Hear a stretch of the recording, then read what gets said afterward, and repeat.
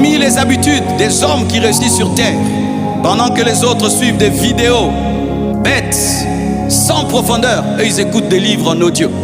Pendant que tu écoutes de la musique, lui il écoute un livre en audio. Tu sais, écouter un livre en audio pendant 2 heures, tu peux lire même 10 chapitres.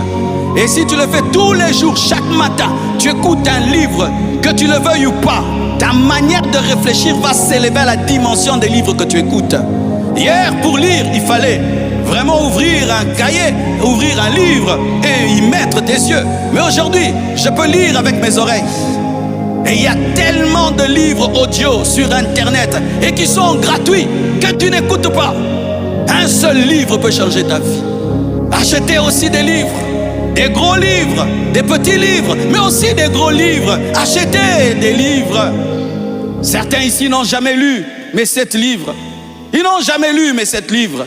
Tu cherches la sanctification. J'ai écrit un livre sur la sanctification. Tu veux pardonner? J'ai écrit un livre sur le pardon. Tu cherches la présence de Dieu? J'ai écrit un livre sur la présence de Dieu. Mais tu ne lis pas. Et tu dis le temps que tu passes à te distraire. Si tu l'avais investi dans la connaissance, tu aurais déjà changé. Car un cerveau qui est rempli de connaissances se tait de plus en plus. Quel est ton livre de chevet? Qu'est-ce que tu es en train de lire ces derniers temps?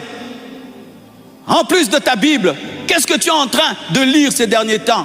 Ces derniers temps, mon livre de chevet, c'est le livre de Dag sur le général de Dieu. Comment être un général de Dieu? C'est mon livre ces derniers temps. Comment être un général? Comme je suis en mode guerre, je lis des livres de guerre.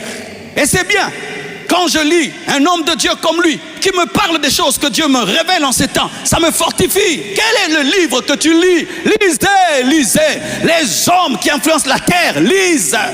Lis, apprends, pose des questions.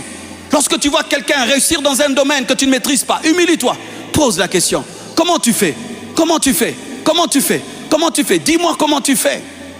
Quand nous sommes allés à ICC Brazzaville, j'ai posé des questions tout le temps à la femme du pasteur Yves. Comment elle fait? Parce que c'est elle qui organise tout, c'est elle qui arrange tout. J'ai dit, comment tu fais? J'ai dit, comment vous faites pour que votre estrade soit toujours belle? Vous savez ce qu'ils font? Choristes. Les choristes viennent avec des chaussures. La chaussure que tu utilises de ta maison jusqu'à l'église, et quand tu arrives à l'église, tu portes la nouvelle chaussure pour ne pas abîmer là-bas. Et ils chantent, ils répètent les pieds nus. Ils répètent les pieds nus parce que pendant les répétitions, on abîme le carreau. J'ai appris ça là-bas, j'ai posé la question.